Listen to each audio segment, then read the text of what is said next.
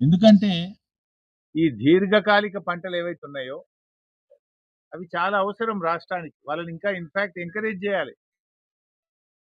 ఇప్పుడు కందులు, palm oil, oil పాము ఈ రాష్ట్రంలో ఇప్పటికే షార్టేజ్ ఉన్నది. దేశంలో షార్టేజ్ ఉంది. రాష్ట్రంలో ఉంది.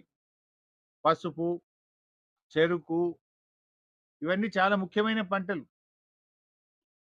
నువ్వు వాళ్ళకే ఎగబెడతా అంటే ఎట్లా? నిజానికి దానికే కష్టం. చీడ, పీడ బాధలు ఎక్కువుంటాయి వాటికి. పెట్టుబడి ఎక్కువుంటది దానికి.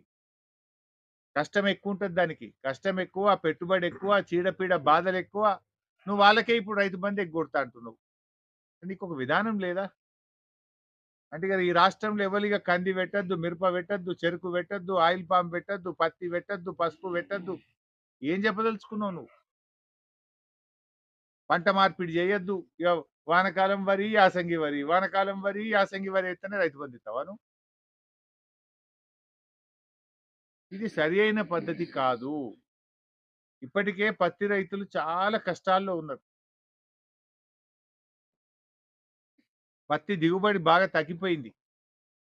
పత్తి కొనక గూడా ధర 8,100 రాక 6,000కి 7,000కే బయట అమ్ముకుంటున్నారు.